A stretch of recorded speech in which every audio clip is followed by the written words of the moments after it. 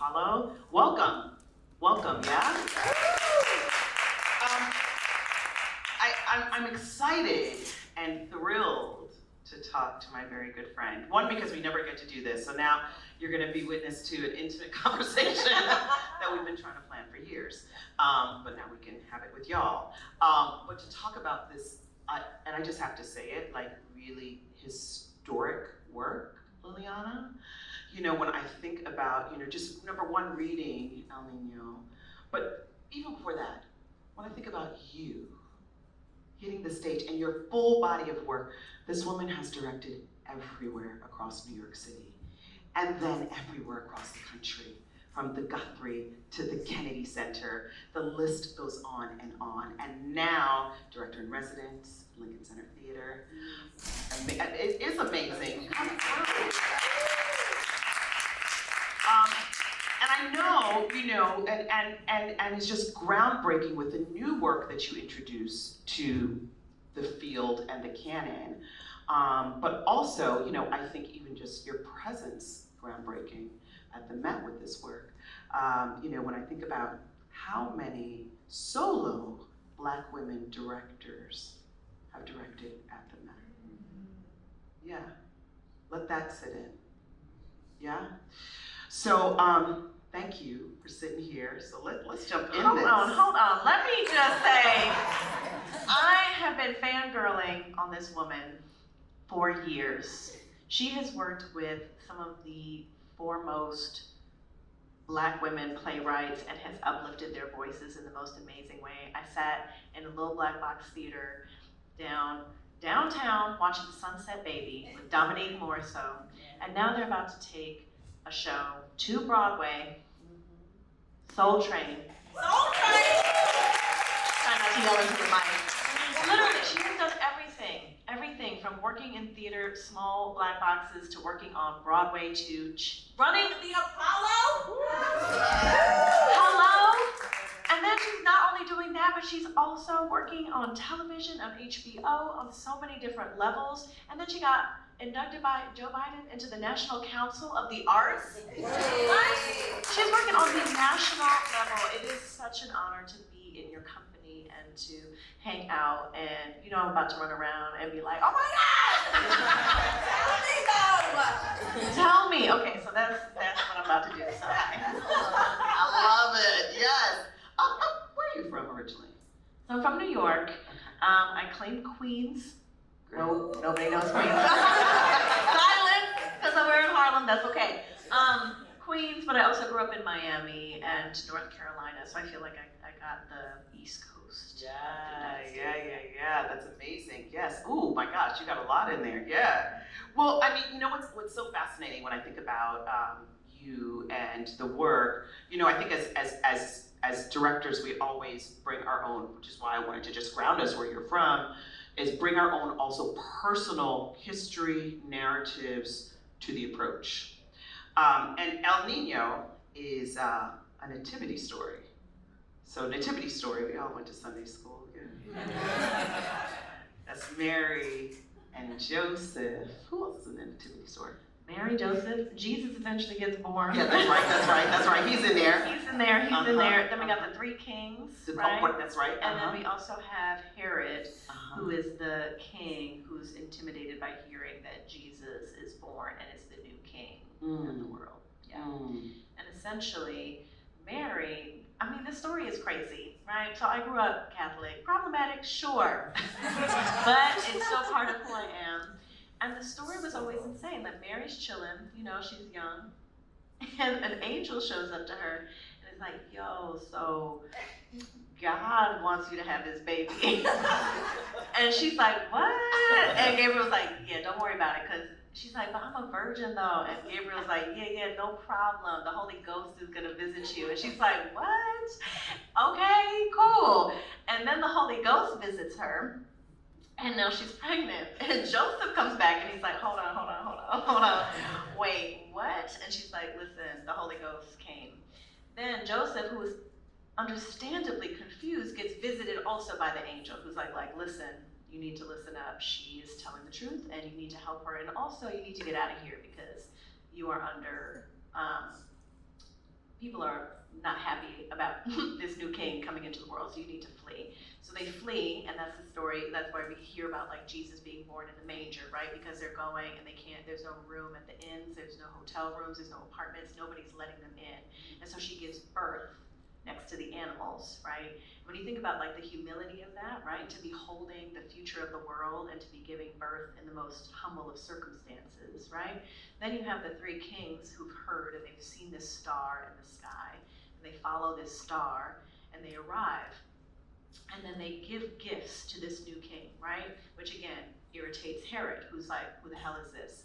So then Herod, because he's so intimidated, again, like the parallels between like leaders being afraid and people being afraid of those who are in the most insane of circumstances, he orders that everybody under 12 be killed.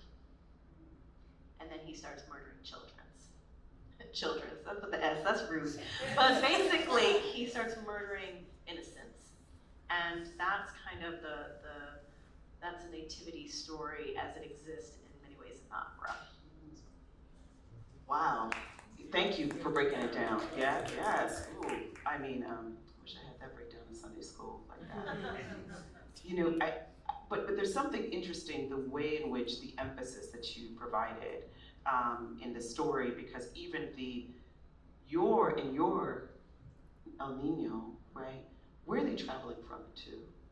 Yeah, so where have you placed it? Sure, so my family is from Haiti and Puerto Rico, and there's been a lot of news reporting around some of the troubles that have been happening in Haiti, right?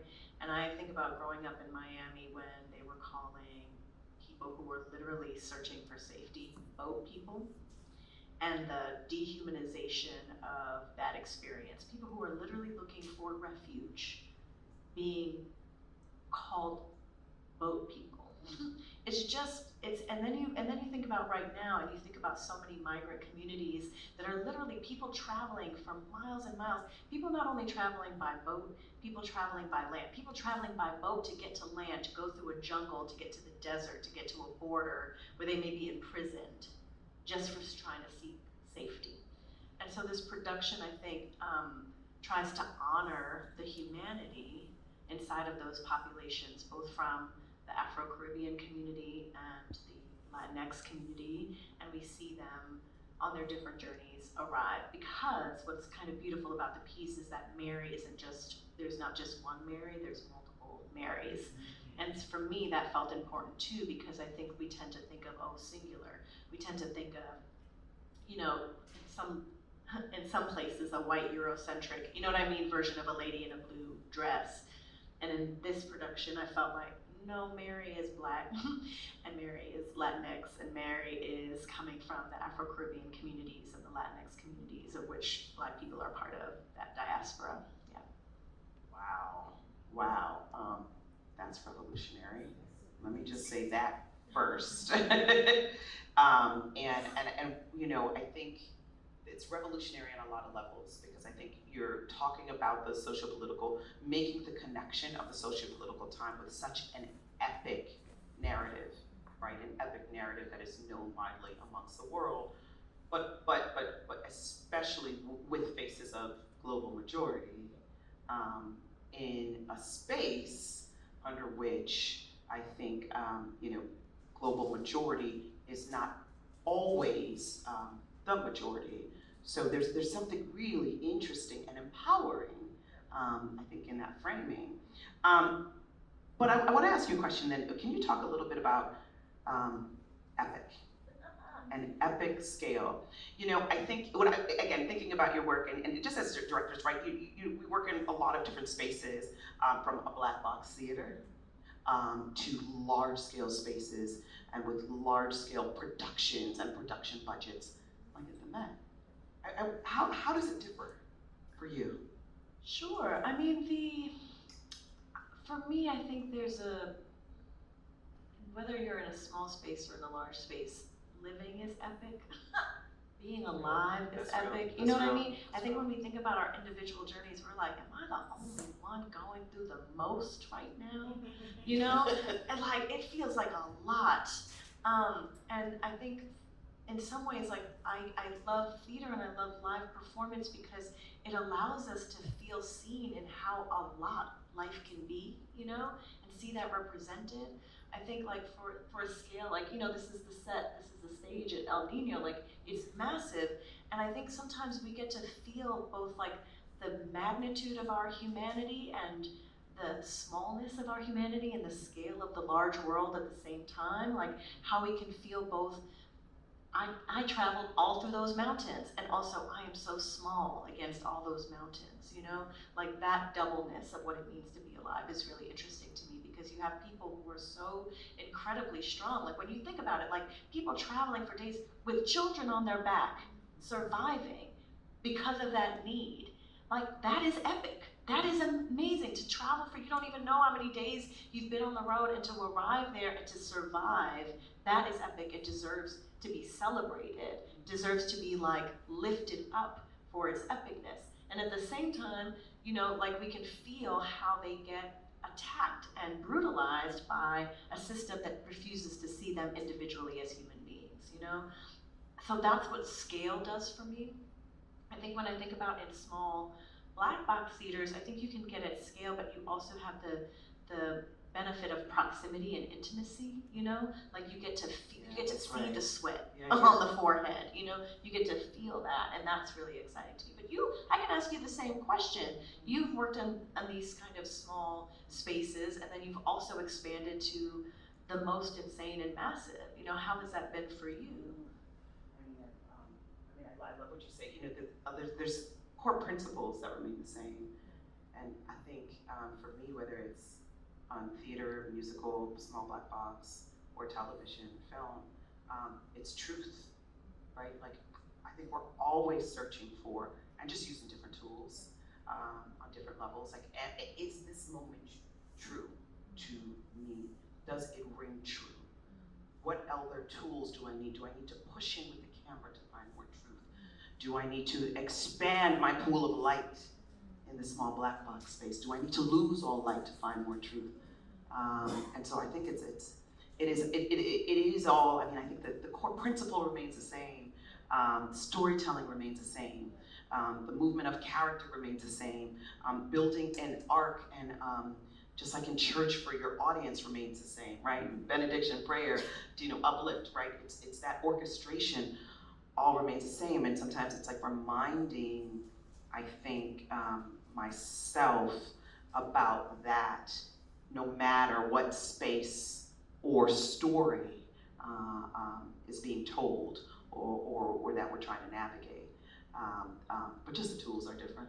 The toys you get to play with are different.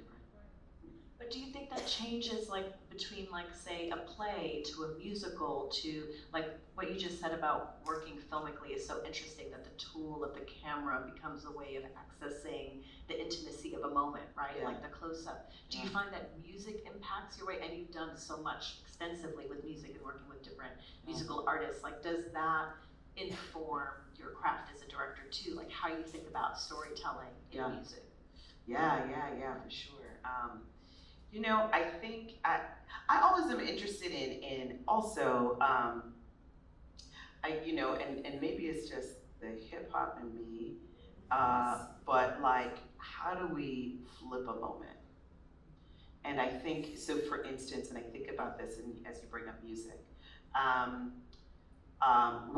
whether as a presenter and a producer or as a director of music, right? If we've known a piece or an artist in a certain way, how can we find a different angle? How can we find another gaze to allow an audience to experience? So for instance, you know, there was, I think a lot of work that we try to do here at the Apollo is that, you know, when we say these, as a presenter, these things, or it's only the Apollo moment, many times it's, how do we find another way in? How can we reframe? How does this feel different here than if it's being presented and or produced at other institutions? And I think I try to hold that as an artist too. There's been projects like just a music artist, right? Project with Nas, and you know, one of his albums, one of my favorite albums, was just Illmatic. You know, I listened to that album on repeat when it first came out, and I realized Nas was 18 when he wrote it. What? When he started writing that music, right? He was young. And we had the opportunity to present the concert, and and he's now a 46-year-old man reliving that album that he wrote when he was 18. So he doesn't feel the same. So the question is, so how is our approach different? Well, what does it sound like with the full orchestra? What do really the strings that were sampled through a mono channel, what does that sound like with a section of 15 strings, right? And so that was the way I think of okay, how do we find another way in? And so I think that's the approach, whether it's whether the tools of music, a concert, conceptual concert, presenting a concert, or music on film. That's amazing. I mean, I'm curious. I'm gonna, deviating from the script. I'm just wondering. I'm asking this also because I'm a director that's about to do a musical based on an album that happened in a different moment in time, and people have different relationships to that music. Is it private? It's private. No. It's actually been announced. Oh, it has. Yes. Oh, okay. Y'all know what she's doing? Purple Rain.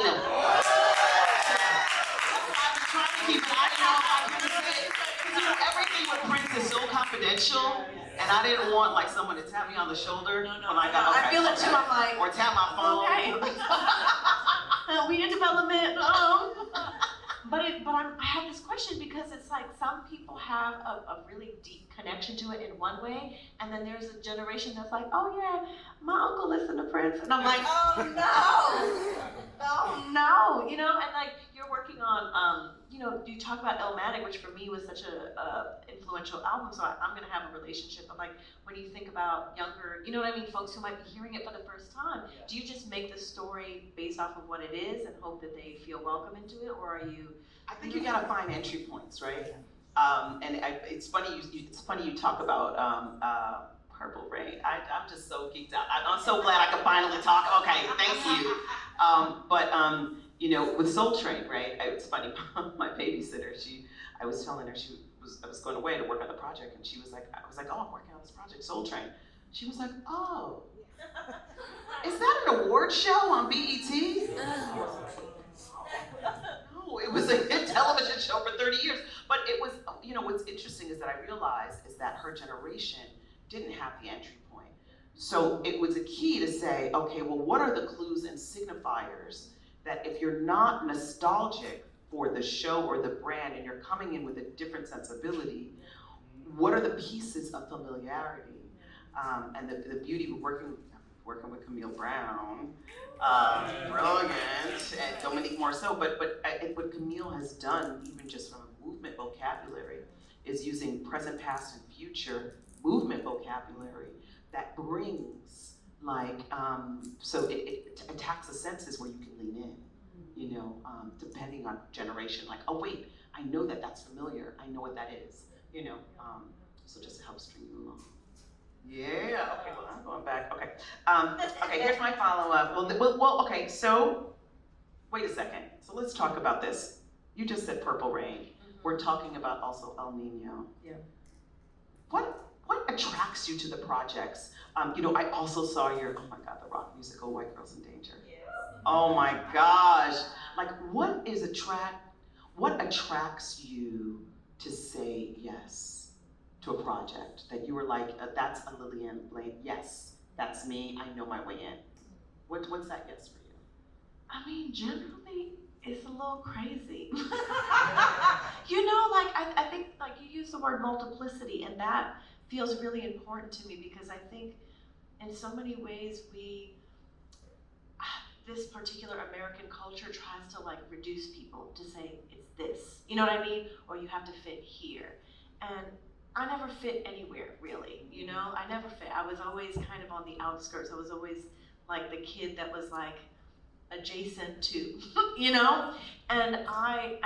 but what the benefit of that was seeing how there was interconnectedness between groups that wanted to be separate from each other or thought they were separate from each other, right? Or like communities and cultures, like you would think Puerto Rico, Haiti, two different things, and it's like, no, they doing their, you know, indigenous religious stuff that's all related because there's roots, you know, from the slave trade in Africa, you know, that brought people there. I think that there's a kind of speaking truth to power and watching communities wrestle with it that feels exciting to me in the work, right? Like there's always a sense of wanting to break free from the box and also recognize our common humanity, right? So like when I think about El Niño, it's a collage, it's the nativity story, but it's collaged from several different resources, from the Bible, from poets from Latin America, from apocrypha texts that you'd never heard before. And when I think about White Girl in Danger, Michael R. Jackson is sampling things from all over, you know, 90s pop culture and kind of combining it together. When I think about, you know, Susan Lori Parks doing Death of the Last Black Man in the whole entire world, you know, and like pulling different, you know, poetic voices and lyricism inspired by jazz, I think about the ways in which we're so complex and beautiful in that complexity. And so I gravitate to work that feels large and allows us to relish in how beautifully complicated we are, you know? Also while being like, we got a lot of shit to work out, world. We have so much to work out and there's so much work to do.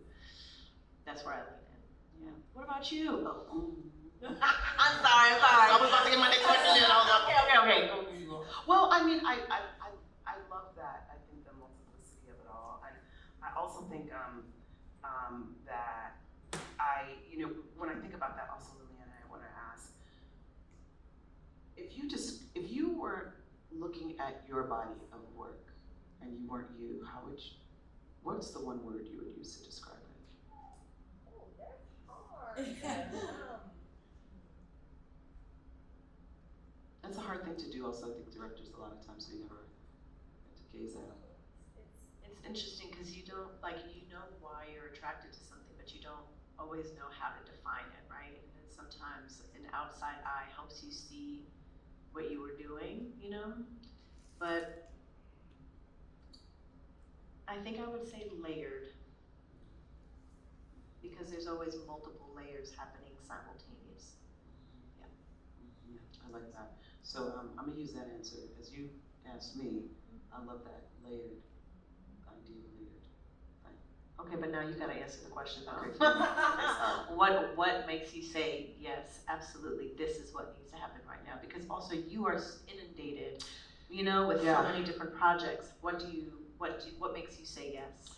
You know, we have these conversations a lot around the why. I'm so curious as a producer and as a director, as what is the why? Why this work? Why this artist? Why now? And I think the yes has to answer.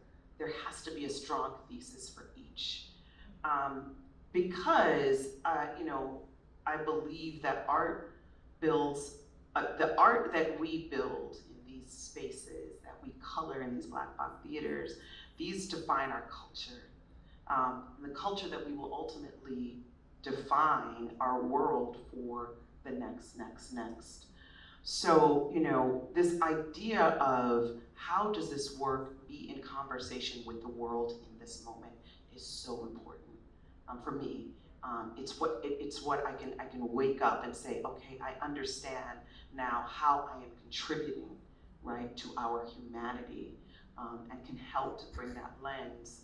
And also usher that lens all the way through, whether it's, you know, leading a rehearsal process, et cetera. So, you know, for me, it's a strong thesis, and if I don't quite have that figured out for myself, then it's like, well, maybe this is not it. So it's that why, that strong why. Yeah. I know we're all over the place. I That's know, okay. I know. I'm gonna switch. We're gonna go to. Ooh. Okay. I'd like to ask you about the administrative side of the arts. And being a woman leading an enormous, iconic institution, how do you balance being an executive producer of the Apollo and your own directorial work?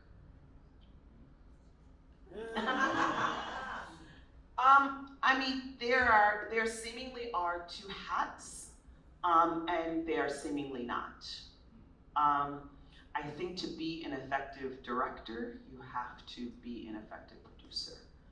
I think to be an effective producer of an arts organization, you have to be an effective creative director.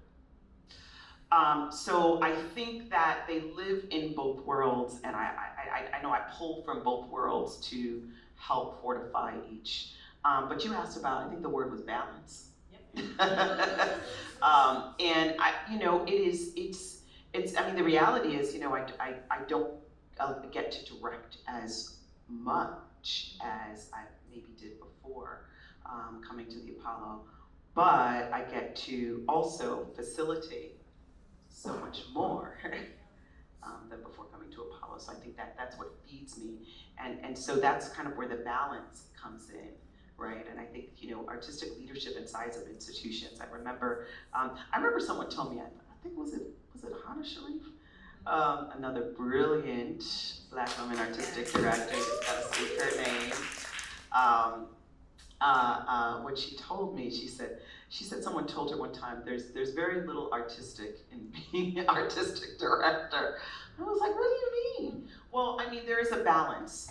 There's a balance of having to manage budgets, having to manage institutional priorities, having to manage renovation priorities, and then also how do you help to steer the creative inside of all of that, and I think it's always about, like, how do you find the artistic in that? How do you find there are creative ways to manage budget constraints. Sometimes that allows you to be even more innovative with what you can do. There are creative ways. I mean, we were just talking backstage, Beatrice, around, we were supposed to open this building, 4 years ago, right? So we've had to be nimble and creative. We had whole 2 years of programming on a digital stage, right? So it required all of us and an institution to be creatively nimble, very similar to what we're asking actors and artists to do every day in a rehearsal room. So what are we gonna do today? What are we gonna do today? So I find joy in that, in both, from the administrative side. Yeah. I mean, but you feel in some ways really singular in that you're both running an institution and remaining an artist simultaneously, right? Like, I think that's what makes you really unique, because in some ways the demands of this job and the demands of being a director are insane and require a fullness of self, and you're doing both. We need to give up some applause for that.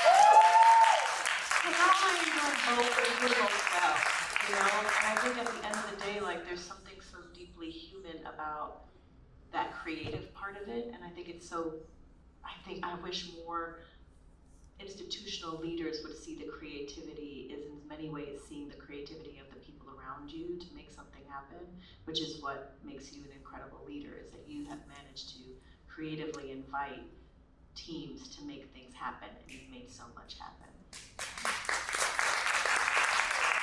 Well, yeah, and I think, shouldn't all our institutions, if we're artistic, how do we put artists at the center at all times, literally and figuratively?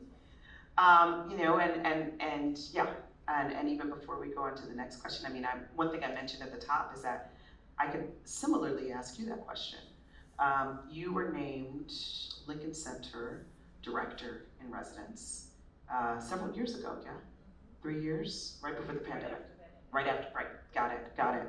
And so what does that do for you as an artist? I mean, because who has had a career as a freelance director working in numerous institutions across the city and the country, really. What does that mean, holding a post like that? What is a sense of responsibility? What does that mean as an artist, but what is the sense of responsibility you feel that you have in that position and post? I mean, I think that it was a surprise. I didn't know I was gonna get it, right? I didn't know I was gonna be invited to be this resident director. And it was in many ways a lifesaver, because during the pandemic I was like, oh I'm gonna have to move back into my parents' house and sleep on a couch. And I love my parents, but I don't want to live with my parents, you know? And so in some ways it highlighted what I already knew, which is the frailty of participating in this art form. You know, it is so hard to be a young artist and survive making art. And you can be doing well and you can still feel the struggle of that. And so in many ways, like this residency was a lifesaver in the sense that I could like survive as an artist, which was unprecedented. And so then I felt the duty and something that was already important to me in the work itself and what I was attracted to, but I felt the responsibility to offer the resources of this space that had given me shelter to other artists who were in need of one work, but also opportunity to be seen, right? Because it is a stage that is recognizable, like just like Apollo has name recognition. People, when you say Apollo, people know, you know, what you're talking about. I find like off-Broadway theater, you're like, New York Theater Workshop, people are like, oh, that's sweet. You know what I mean? Like, that's cute. You know, Lincoln Center has, in some ways, like at least a little bit of name recognition. And so, you know, the first thing that I got to do was a Broadway show there, and I got to invite like 20 people who had never been on Broadway before and give them their debut in that space, you know? And like that, I was like, I can do it through the art. I can't, it's a question that we were talking about outside in full transparency. It can feel overwhelming to be like, this has been around for a while and I don't know if I can singularly change it, but I know who I can invite in. I know who I can give resources to, you know? Like we did Flex, you know, which was a play. Flex was a basketball play, you know what I mean, from a writer from Arkansas, you know, and like who knows about Arkansas, you know, but now they do, you know, and they can recognize women's basketball, you know, and then, you know, there's another, you know, show coming up. So I feel like I've done it through the art, but I do think that it's a real fundamental question of like how. And it's a question I'm asking myself, like, how do I keep, beyond the shows itself, how do I keep shifting the way the institution thinks, you know, and how they can be made aware of how there are many more ways of opening up their doors and their imaginations for what's possible, you know? And I think the same is true for the Met, you know? So important, and having you in that position is critical, asking those questions.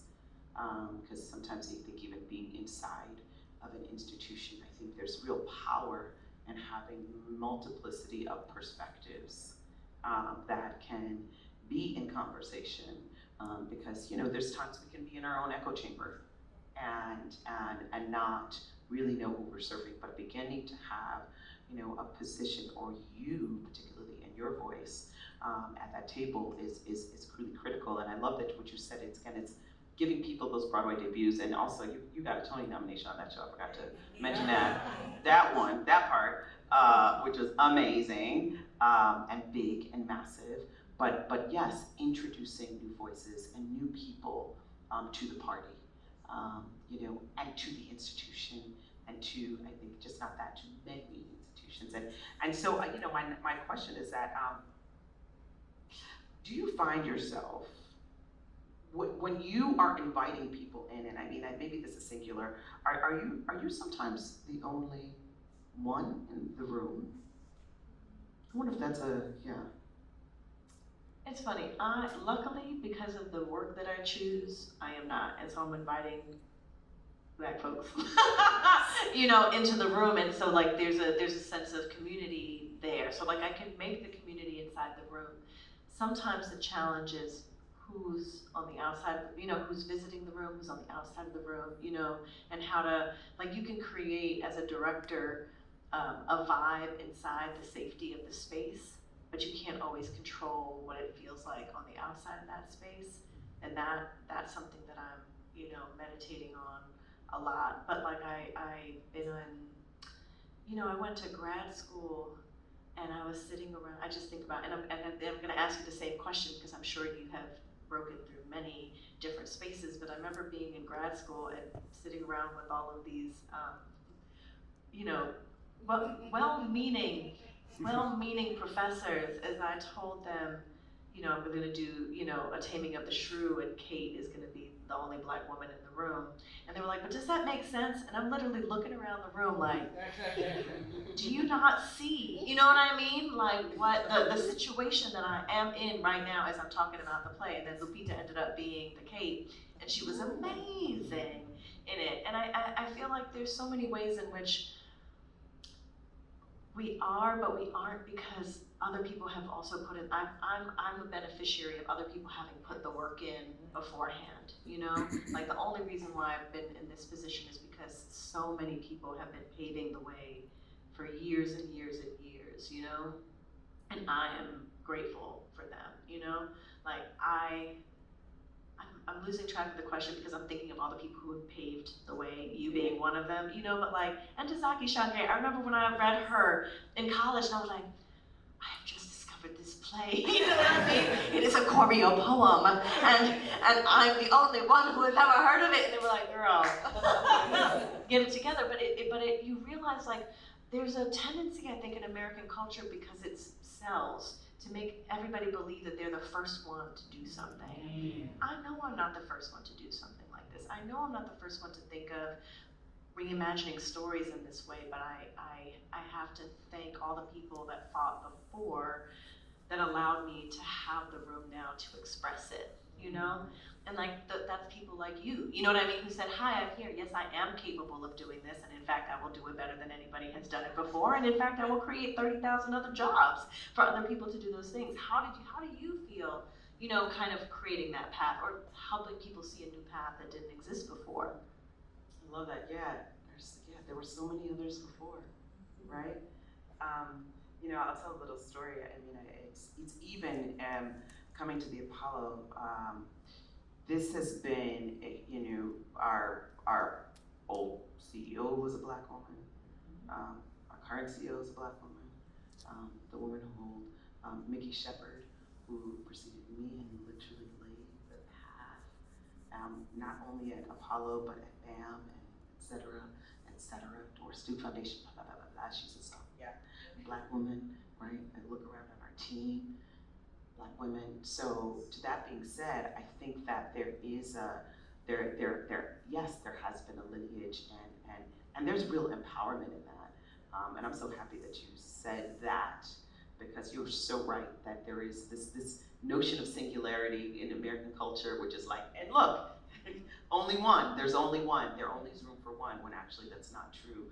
And we find power in numbers. And so I think that, because it's been modeled before, I think it's important that we continue to model and make room and make space, because that's how we build community too, right?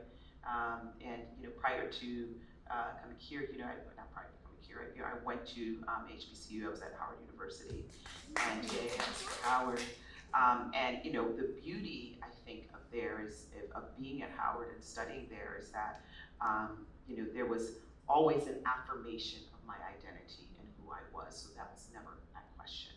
The question was, what are you going to do? Mm-hmm. That was always the question, not approving, can you, but what?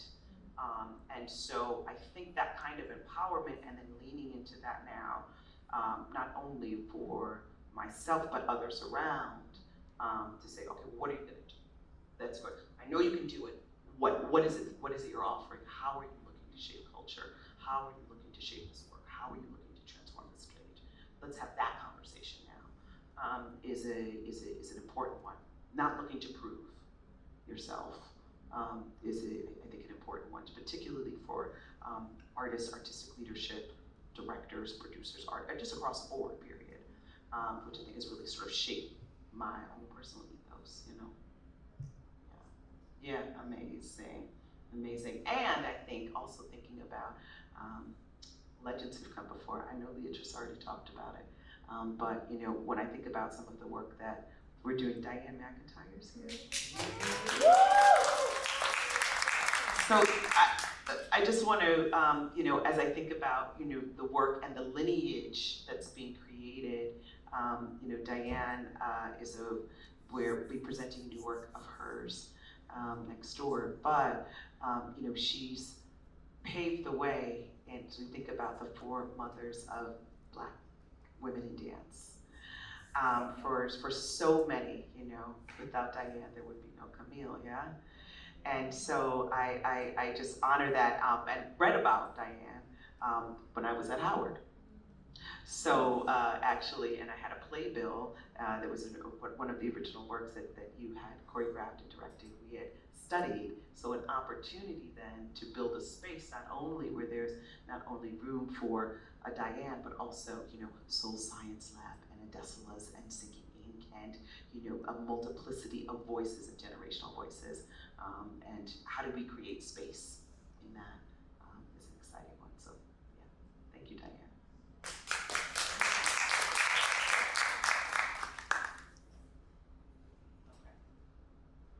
I got some fire. I think this is a round for the firestorm questions. We have some firestorm questions, rapid fire, right? You ready? I'm not. Okay. Singer, dead or alive, that you can listen to on repeat. Okay, I got two.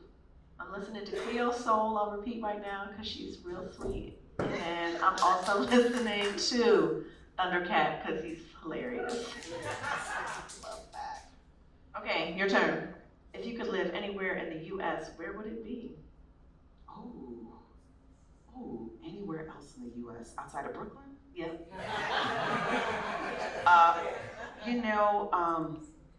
You know what? Oh my gosh, I went to this island. It wasn't Modesto, right off of, it was one of the Geechee, the Gullah Islands. Oh my gosh, off of South Carolina, I'm forgetting. But oh my God, it was so lovely. You had to take a little ferry. It was, and the grass and the moss. I just was in heaven from Savannah, Georgia. We went there, Edisto. Anyway, that's where I live. I can't remember the name, but I moved there. Okay, a book you'd love to reread. Okay, it's torn. But I think it's going to be Jazz by Toni Morrison, because that book is wild. And it takes you through so many journeys, and you think you know New York, and then you're like, oh my God, and then you're like, what? And then you come back, and you're like, oh no, and then you're like, no. That journey. You know? It's amazing. Right. Yeah. Okay, a living actor you've always wanted to work with. I know, I'm gonna say this, and everyone's gonna be like, that's so obvious. Viola. So coming back to this notion of layered, when you just see her breathe, she's telling a million stories in like an inhale and an exhale, and I just want to sit and watch. That's that one, yeah. TV, latest series you've enjoyed. I have my guilty answer, and then I have my real answer. So, Random Acts of Flyness is one of my favorites. It is like, if you haven't seen it, it's like an art film, beautiful, complicated journey. Love it. I did guiltily watch Love is Blind season 6. And I felt so complicated. The textures were going crazy. Okay, what's your nighttime routine? So nighttime routine is so I have a 7-year-old little girl who is obsessed with musical theater. So when we go to bed, listen to Hamilton for the 1,055,000th time while I do her hair, put on a hair bonnet, and put her to bed. I try to stay off the machines, but I don't. Obviously, I send a lot of late night texts. But you know what? I've really been also trying to meditate. I started downloading these meditation apps and just let it wash over me in hopes that like something seeps in. I'll just work out. Yeah. Okay. 3 living people you would invite to your next dinner party. First of all, we will finally have dinner. Yes. So you will be there. I would probably ask, she gotta be alive. I'm kind of curious about Michelle Obama. Also, they be investing in the arts lately, so I'm kind of like, That's a good one. hey girl, Benefactor. let's talk. And then Andre 3000, so we could talk about this flute, you know. Because listen, talking about meditation, I was like, he's doing something special. He gave us a moment of peace. He was like, there's a lot of chaos, there's a lot of noise, there's a lot of talking. I'm gonna give you some silence in music, you know? Silence and music. Okay, It's a t-shirt. speaking of meditation, what's a mantra or phrase that keeps you energized and motivated? That is a good one. You know what? So I've been meditating on, I got all this real estate for tattoos. So my next one, get free. I'm fascinated by this notion of freedom and how we all interpreted freedom. And as an artist, as a person, as a woman, as a Black woman in this culture, this idea of freedom and walking through freedom, and it's interesting because when I think about your work, that's actually the word that comes to mind. I think about your work in a way that colors outside of the lines, that is boundless. Just imagine this set is boundless. It is all about freedom. And I'm inspired by it and motivated by it. So thank you, Lileana Blain-Cruz. And with that, I think being said, I want us all, I cannot wait to see El Niño, because I can only imagine this notion of freedom and finding freedom, but also through your eyes, your gaze, and your imagination is going to be an experience that will be unmatched. So I can't wait to invite everyone out. I'm inviting everybody. No, please tell your friends. Yes. I don't know if I can buy your tickets, but I can't wait to see the work, and that for us all to see the work and continue to see the work, but also celebrate the work of this brilliant artist, Lileana Blain-Cruz.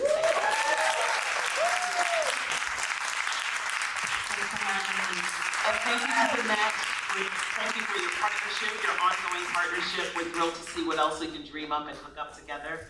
And I can't wait to see you all at the theater, at the Met, next door at the Victoria, or next door at the Apollo. Thank y'all for coming tonight.